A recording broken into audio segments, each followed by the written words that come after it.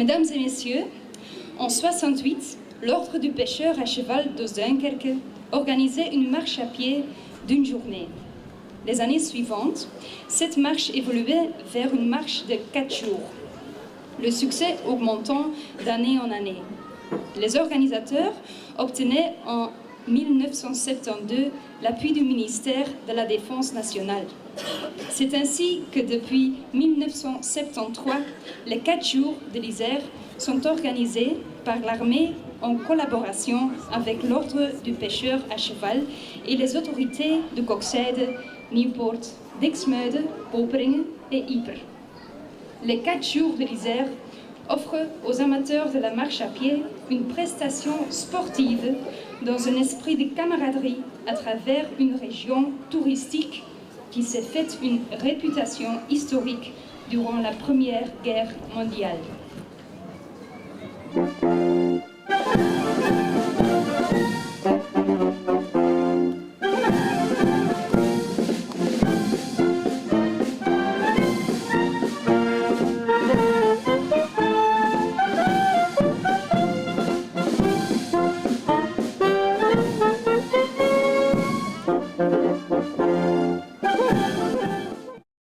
Il y avait d'abord, à une époque, on parlait des vétérans, des anciens combattants, on imaginait des personnes vieillissantes. Moi, quand j'ai pris mes fonctions en 1995 comme ministre des anciens combattants et des victimes de guerre, la tentation était très grande de dire on a maintenant fêté un anniversaire, on a bien commémoré, on referme les livres et on attend que tout ça s'éteigne.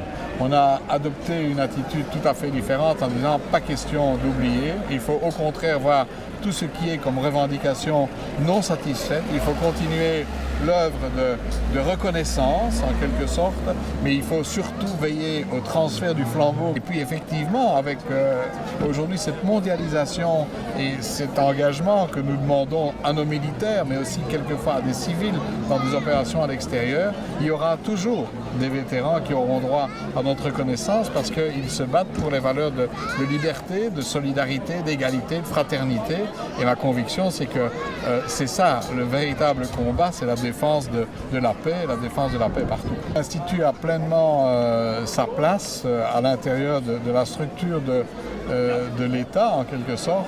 Je crois que c'est un institut qui doit s'orienter plus encore vers de l'éducation permanente, qui doit plus encore s'orienter vers l'éducation citoyenne au quotidien, aller plus encore vers les écoles et faire...